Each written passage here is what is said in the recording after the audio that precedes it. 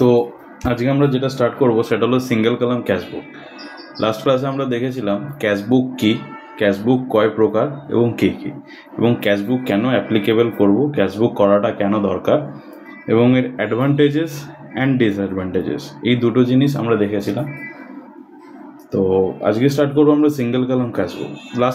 Last ক্লাসে আমরা জেনেছিলাম ক্যাশবুক কয় প্রকার। ক্যাশবুক আমরা জেনেছিলাম ক্যাশবুক আমাদের 4 প্রকার। ক্যাশবুক কত প্রকার?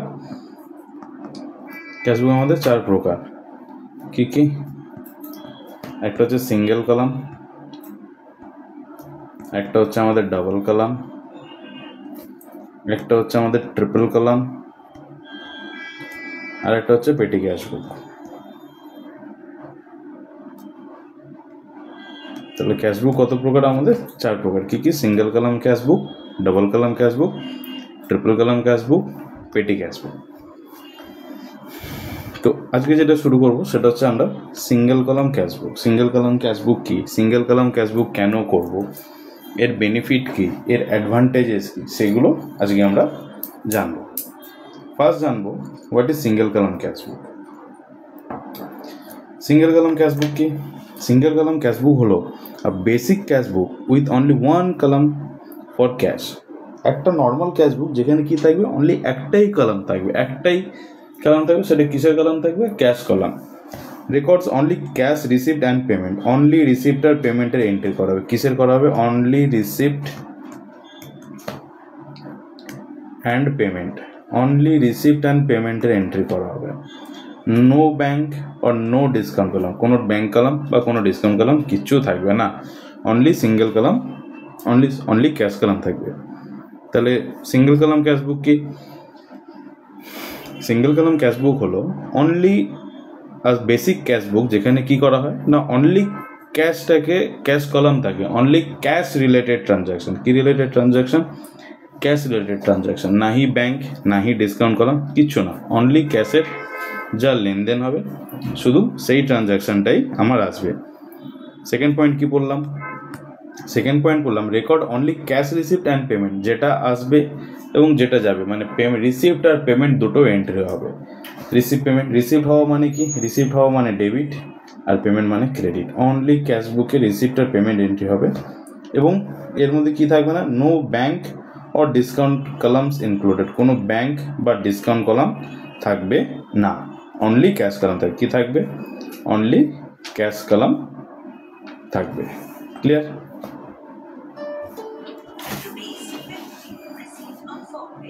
নেক্সট কি? Purpose of single column cashbook. কেন সিঙ্গেল কলাম ক্যাশবুক আমরা করব, এটা কেন করব, এটা আমাদের কি কারণে দরকার? কি বলেছে first point? Helps track cash inflows and outflows. মানে কি? ক্যাশ আমাদের কত এলো এবং ক্যাশ কত বেরোলো, এই দুটো জিনিস জানার জন্য আমরা কি করব? সিঙ্গেল কলাম ক্যাশবুক করব। অনলি, যেহেতু আমি কি বললাম, অনলি যেহেতু ক্যাশ রিলেটেড ট্রানজ্যাকশন, তাই সেক্ষেত্রে আমি এখানে অনলি ক্যাশ রিলেটেড করব। Single column cashbook only on cash. কত টাকা আমার ক্যাশ আসছে, কত টাকা আমার ক্যাশ বেরোচ্ছে, অনলি অন সেই কলামটায় সেই রিলেটেডই আমি কথা বলবো, যে ক্যাশ রিলেটেড কত এলো এবং কত বেরোলো। নেক্সট পয়েন্ট কি বলেছে? Useful for small business or personal accounting. ছোটোখাটো business in the sense proprietorship business,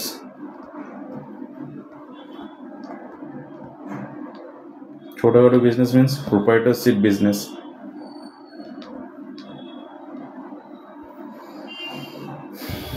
proprietorship business মানে কি? এক মালিকানা কারবার। এক মালিকানা কারবারের ক্ষেত্রে খুব ভালো অ্যাপ্লিকেবল। এবং কি? Personal accounting. ধরো আমরা যারা বিজনেস করছি, আমরা ধরো এখন স্টুডেন্ট আছি, তো বাড়ি থেকে তো আমাদের হাত খরচার জন্য আসে টাকা। প্রত্যেক মাসে ধরো একটা টাকা এলো, প্রত্যেক মাসে সাপোজ ধরো অ্যারাউন্ড 2000 টাকা আমি ধরে নিলাম, বাড়ি থেকে 2000 টাকা হাত খরচার জন্য দেওয়া হয়। মাসের শেষে এই হাত খরচাটা কি হয়ে যায়? জিরো হয়ে যায়। বা কারোর থেকে যেতে পারে 500 থেকে যেতে পারে, 1000 থেকে যেতে পারে, যাই থেকে যেতে পারে। বাড়ি থেকে যে 2000 টাকাটা এলো, বাড়ি থেকে কত টাকা এলো? 2000 টাকাটা এলো। যেটা এলো সেটাকে আমরা কোন সাইডে লিখলাম? ডেবিট। এবার ক্রেডিট কি? যেগুলো বেরিয়ে যাবে, 10 টাকা ঝালমুড়ি খেতে বেরিয়ে গেল, 10 টাকার ফুচকা, 20 টাকার পকোড়া, 50 টাকার মোমো, 100 টাকার গাড়ি ভাড়া, এই করে করে করে করে প্রত্যেক মাসে খরচা। দেখা গেল কি 2000 টাকা ঘর থেকে পেয়েছিল এবং সারা মাসে এইগুলো খরচা হলো, ধরো আরও 1000 টাকা খরচা হলো। দেখা গেল যে মাসের শেষে তার কাছে পড়ে রইলো হচ্ছে ধরো 600 টাকা বা 700 টাকা। এই যে আমরা নিজেদের সুবিধার জন্য আমরা ইউজ করতে পারি। পার্সোনাল অ্যাকাউন্টিং স্টুডেন্ট হয়ে যাক, কোনো চাকরিরত ব্যক্তি হয়ে যাক, যিনি চাকরি করছেন কোথাও, যিনি কোথাও সার্ভিস করছেন, বাড়ির মারা হয়ে যাক, বাড়ির মহিলারা হয়ে যান, ওনারাও তো হিসাব রাখেন যে আমাকে সারা মাসে কত টাকা দেওয়া হলো, এই মাসে কত টাকা দেওয়া হলো, এবং এই মাসে এই টাকাটা আমি কোন কোন খাতে আমি ব্যয় করেছি বা কোন কোন খাতে আমি এক্সপেন্সেস করেছি, সেগুলো রেকর্ড করা হয়। তো সিঙ্গেল কলাম ক্যাশবুক সবাই মেনটেন করতে পারে, এমনকি যে কেউ বিজনেসের জন্য এক মালিকানা, বিজনেসের জন্য বললাম এক মালিকানা যাদের বিজনেস আছে তারা ক্যাশ কলাম ভালোভাবে করতে পারবে। এবার যে বলবে যে বড় অর্গানাইজেশনের জন্য কি তাহলে কি সিঙ্গেল কলাম ক্যাশবুক হেল্পফুল না, তখন সেখানে single column cashbook and double column cashbook দুটোই লেগে যায়। কারণ কি তখন ওইখানে কিছু ক্যাশের সাথে ব্যাংকেরও লেনদেন হয়। চেক ধরো ডিপোজিট করলাম ব্যাংকে, তো at the end of the day বা at the end of the month যখন চেক ব্যাংকে ডিপোজিট করলাম, বা আজকে সারাদিনে সারা সপ্তাহে যা বিজনেস হলো, যে ক্যাশ টাকাটা হলো সেই ক্যাশ টাকাটা আমি ব্যাংকে জমা করলাম, তখন কি হয় ক্যাশ অ্যাকাউন্টের সাথে ব্যাংক অ্যাকাউন্টেরটা ম্যাচিং করানো হয়, তখন ওটা বিআরএস এর পার্ট চলে গেল, ওটা আলাদা ব্যাপার। বাট এখানে ক্যাশবুকের ব্যাংক কলামটা এই কারণে করা হয়, ক্যাশের সাথে সাথে চেকে কোনো আমি চেক কারোর কাছ থেকে পেয়ে আমি পরের দিন ব্যাংকে জমা করলাম, বা কাউকে আমি চেকে পেমেন্ট করলাম, চেক উইথড্র করলাম, তো ক্যাশের সাথে ব্যাংকের রিলেটেডটাও হয়। এবার বলবেন যে স্যার ব্যাংক কি আলাদা এন্ট্রি করা যায় না? ব্যাংক তো আলাদা এন্ট্রি, বাট আমরা যখন খাতায় কলমে এন্ট্রি করব তখন ক্যাশবুকের সিঙ্গেল কলামের সাথে সাথে ডাবল কলাম মানে ব্যাংকেরও এন্ট্রি হয়। এটা প্রোপ্রাইটারশিপে বিজনেস হয় না বললে ভুল, প্রোপ্রাইটারশিপ বিজনেসে হয়, সবার ক্ষেত্রে অ্যাপ্লিকেবল ডাবল কলাম ক্যাশবুক। এমন নয় যে প্রোপ্রাইটারশিপের ক্ষেত্রে শুধু single column cashbook applicable, double column cashbook applicable নয়, এটা কখনোই নয়, এটা ভুল কথা। ওকে, নেক্সট পয়েন্ট কি বলেছে, easy to maintain and understanding. Exactly, easy to maintain and understanding, বোঝা, যত এলো সেটা ডেবিট, যত বেরোলো সেটা ক্রেডিট, ডেবিট থেকে ক্রেডিট মাইনাস করো, দিলে ব্যালেন্স যেটা বাড়াবে সেটা ক্লোজিং ব্যালেন্স, মানে অবশিষ্ট টাকা। যেটা আমি এক্সাম্পল এক্ষুনি বললাম, আমাদেরকে বাড়ি থেকে দেওয়া হয়েছে 2000 টাকা, বাট সারা মাসে খরচার পর দেখলাম আমি 600 টাকা আমার হাতে পড়ে রইলো। এই 600 টাকাটা আমার কী হবে? এই 600 টাকাটা আমার ক্লোজিং ব্যালেন্স। দিয়েছিল কত? 2000 টাকা, খরচা হলো কত? এত টাকা খরচা হলো, অবশিষ্ট হাতে কত পড়ে থাকলো? 600 টাকা। তাহলে এটাই হয়ে যাবে আমার ক্লোজিং ব্যালেন্স, এবং এর ফলে আমি দেখতেও পাচ্ছি কোথায় কত টাকা খরচা হলো, কিভাবে খরচা হলো, এবং কার কাছ থেকে কত টাকা পেয়েছিলাম। এটা কি আছে? এটা easy to maintain and easy to understand. যে কাউকে এটা তুমি দেখাবে সে বুঝে যাবে। তুমি নন কমার্সে যারা হবে তাদেরকে বলে দেবে যে দেখো দাদা, যে টাকাটা এসেছে সেটা আমরা এই দিকটাতে লিখেছি, আর যেটা খরচা হয়েছে সেটা আমরা এদিকে লিখেছি। টাকা কত টাকা এসেছে এবং কত টাকা বেরিয়েছে বিয়োগ করে যে টাকাটা পড়ে থাকলো সেই টাকাটা আমাদের হাতে পড়ে আছে। এটা যারা নন কমার্স যারাই হোক, কাউকে বোঝালে সে ইজিলি আরামসে বুঝে যাবে। বোঝা গেল? তাহলে পারপাস অফ সিঙ্গেল কলাম ক্যাশবুকটা বোঝা গেল।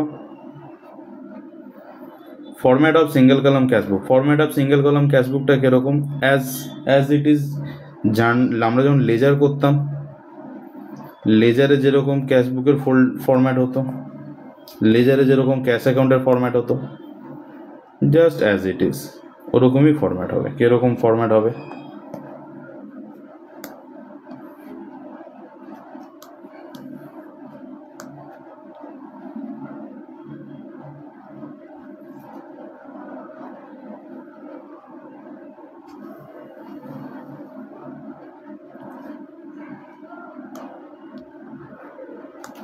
দাঁড়া, ড্র করতে হচ্ছে জিনিসটা।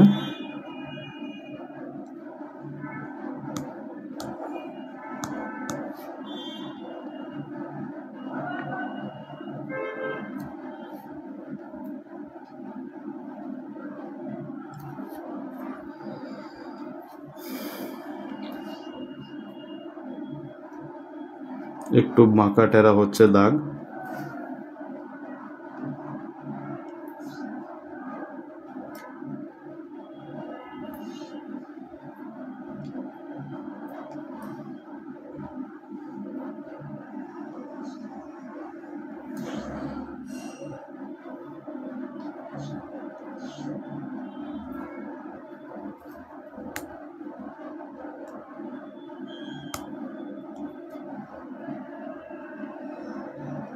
এটা এত বড় দরকার নেই। এটা আমার চলে এলো ডেটের কলাম, এটা আমার পার্টিকুলার, এটা চলে এলো আমার লেজার ফোলিও, এটা চলে এলো আমার অ্যামাউন্ট, এটা চলে এলো আমার ডেট, এটা চলে এলো আবার same as it is particular, এটা চলে এলো লেজার ফোলিও, আর এটা অ্যামাউন্ট এত বড় লাগবে না, জাস্ট দাগটা বড় হয়ে গেছে। আমার এদিকটা কি থাকে? ডেবিট, এদিকটা কি থাকে? ক্রেডিট। উপরে হেডিং দিতে হবে in the books of cash column, in the books of cash column. এখানে আমরা ডেট দিয়ে দেবো, ডেট যেটা থাকবে সেটা আমরা দিয়ে দেবো। যেটা আমাদের ওপেনিং ব্যালেন্স থাকবে সেটা আমরা এখানে কি বলে লিখবো? টু ব্যালেন্স B/D বলে ওপেনিং যেটা ফিগারটা থাকবে সেটা দিয়ে দেবো। পরের ডেটা যেটা আমরা রিসিপ্ট করব, যেটা আমাদের হাতে আসবে সেটা রিসিপ্ট করব, যেগুলো আমাদের রিসিপ্ট হবে সেগুলো আমরা এদিকটা লিখে দেবো।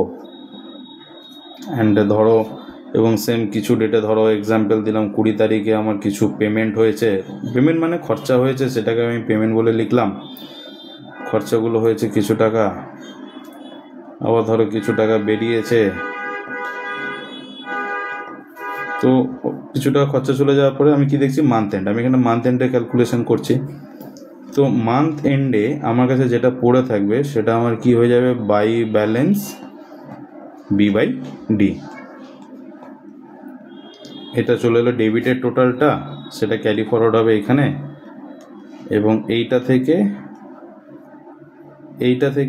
এইটা মাইনাস হবে, মাইনাস হওয়ার পর যেটা পড়ে থাকবে সেটা হলো বাই ব্যালেন্স B/D। এটাকে বলা হয় হচ্ছে ব্যালেন্সিং ফিগার। এটাকে কি বলে? এটাকে বলা হচ্ছে ব্যালেন্সিং ফিগার।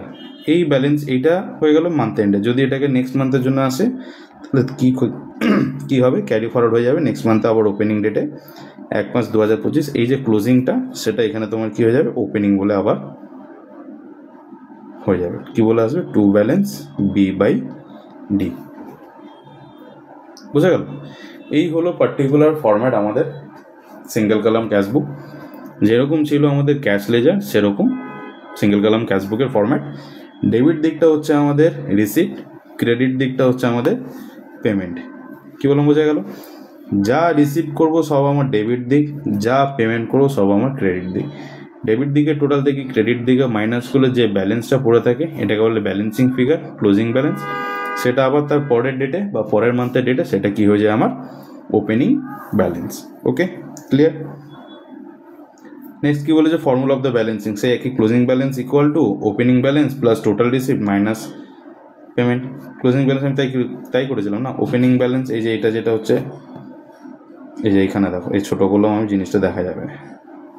এই যে ওপেনিং ব্যালেন্স, ওপেনিং ব্যালেন্সের সাথে কী করলাম? টোটাল রিসিপ্ট এগুলো অ্যাড করলাম, অ্যাড করে টোটালটা পেলাম। ওখান থেকে টোটাল আবার পেমেন্ট, এই টোটাল পেমেন্টটা মাইনাস করে যেটা দাঁড়াবে সেটা হলো ক্লোজিং ব্যালেন্স। মানে এইটা হলো তোমার closing balance, formula of the balancing. বোঝা গেল? কি পয়েন্টস কি বলেছে? কি পয়েন্টস যেটা আছে সেটা হলো always debit cash receipt and credit cash paid. অবশ্যই যেটা আসবে সেটা আমাদের ডেবিট, যেটা আসবে সেটা আমাদের ডেবিট, এবং যেটা বেরিয়ে যাবে সেটা আমাদের কী হবে? Credit. Balance is always debit balance, cash can not be negative. Cash কখনো নেগেটিভে যেতে পারবে না। ক্যাশের এই যে ক্লোজিং ব্যালেন্সটা এটা সবসময় ডেবিট ফিগার। কেন কি? কারণ ডেবিটের টোটালটা তো ক্রেডিটের টোটালের থেকে বেশি, মাইনাস করে তো অবশিষ্ট ব্যালেন্সটা দাঁড়ালো। এই ব্যালেন্সটা কার ব্যালেন্স? এটা তো ডেবিটেরই ব্যালেন্স। তো closing balance is always debit. বোঝা গেল? Balance is always debit balance, cash can not be negative. Useful for exam and real life money management. Definitely এটা তো main priority rise. Real life money ম্যানেজমেন্টটা তো খুব important, এটা ছাড়া তো নাথিং ক্যান নট বি, কোনো কিছুই পসিবল হবে না। ওকে, তো এই হলো আজকে আমাদের ক্যাশবুক, সিঙ্গেল কলাম ক্যাশবুক। তো আশা করছি সবার বোঝা গেছে। যদি কারোর কোনো জায়গায় বুঝতে অসুবিধা থাকে বা ডাউট থাকে তো আমাকে তোমরা জানাতে পারো বাই কমেন্টসে। আমি সেখানে তাদের কোয়ারিগুলো আমি সলভ করে দেবো। অ্যান্ড তোমরা এবার সিঙ্গেল কলামে ক্যাশবুকের অঙ্ক সামস প্র্যাকটিস স্টার্ট করে দাও। নেক্সট ক্লাসে আমি ডাবল কলাম ক্যাশবুকের আমি এরকম ব্রিফলি ডিসকাস করব, চার্ট কি, কেন ডাবল কলাম ক্যাশ বুক করবো, কী কারণে করবো। ঠিক আছে, ততদিন তোমরা সিঙ্গেল কলাম ক্যাশ বুকের সামস করতে থাকো, যদি কোনো ডাউট থাকে আমাকে জানাও। ওকে, চলো বাই।